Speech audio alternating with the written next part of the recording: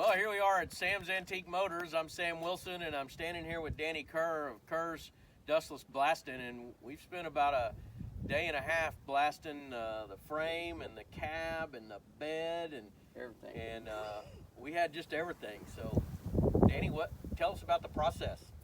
Well, basically, on this one I used garnet, and then we used some crushed glass at the end, but the garnet seemed to cut a little bit of rust off the frames a little bit better. It's a little smoother finish. But we used a pallet of that to do the frame. All of the drivetrain stuff, the cross members, and we got up into the parts that we're going to be replacing. I used the garnet in there, but most of the time we use crushed glass. We do, to make it dustless, we mix it with water and a rust inhibitor, but 99% of the guys that are doing total frame off rebuilds, they don't want water anywhere near the car. So we're lucky enough to be out to where we can blast it dust, you know, it's not dustless, but we blast it without the water. It holds, it doesn't turn as quick. They roll it right straight in the paint booth, throw their epoxy on it, and done deal. You know, it's 25 years worth of. They ain't got time to work on it, put it that way. Yeah, so all the stuff we blasted, I've already taken over there, put in the paint room, and we put DP90, DP50 is the gray, and sealed it up. We used it as a primer sealer. It's epoxy sealer. So now I go to work on it. But do you do some of these cars when they're together, or do you do them always apart like we did, or how do you do that? We'll do. I have guys roll cars straight out of their garage, and they'll say, you know, blast just the outside. And those we usually do wet because we don't want to have to mess with the molding or the rubber and all that kind of stuff. We will tape up around the windows and blast them, but those are, you know, we do either way. I mean, I don't know how to answer your question. What do you prefer to do? You like to do them really apart, or you like to do them kind of together, or what's easier on the blaster? Me? Yeah. Well, I mean, apart it's a little bit harder yet because you have to hold all the parts. Together, you're just doing the outside of the car, it's sitting there. But those are the guys that are wanting to just flip a car, paint it, and throw it away. The real guys that tear them down completely to where they take every nut and bolt out, the guys that care about what they want to do, they want to do a good job. They know what they're working with from the beginning. You know, it might not look like there's anything on there, but even like the truck we just did, when we started blasting it, we found Bondo that we knew that there were some issues, but now he knows, hey, he saw how they fixed it before, so he'll go in there, he'll fix it right. Yep. And it'll be good to go, you know, for another 50 years. So but I don't really like to do them wet. It's messy. You can't get the grit out of the nicks and crannies, especially if you do the inside of a car. And I'll have guys, they'll say, do the inside and the outside, but I don't want to take the dash out. Well, you're going to end up with dust and water all up in the gauges and everything, and then they're like, oh, it's like, to do it right, take it apart. It takes longer, but you get a lot better job when it's finished. Yeah. I mean, it's your name that's, you know, you're rebuilding this, and guy's paying good money to have you restore his car or truck. Do it right. And it seems like this is probably the right way to do it. You know? Well, you did the inside of the cab, all up on the inside of the firewall, all up on the underside. We rotated that cab upside down, did all underneath there. So same thing on the bed and all up in that firewall. So, you know, I'm really impressed with the product because it's white metal. I mean, there's not a speck on it, and we tried not to touch it and use gloves and try to keep your handprints off of it, and then putting it right in under primer will help. But like you say, now we know what's there, and some of it we're just going to go cut out, put some patch panels in there, and you get know, it back solid.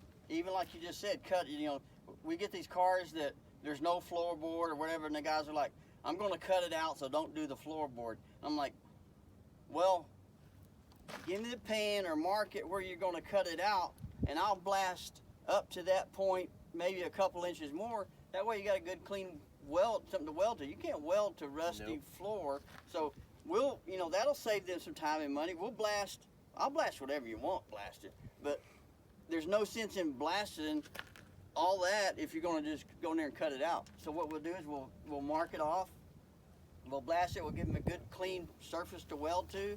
He's a happy camper. Now, I've heard most of my life, you know, not to sandblast body panels, but I noticed when you were doing that, you were doing it real oblique angle. I mean, how do you do that to make sure we don't warp the panels on it?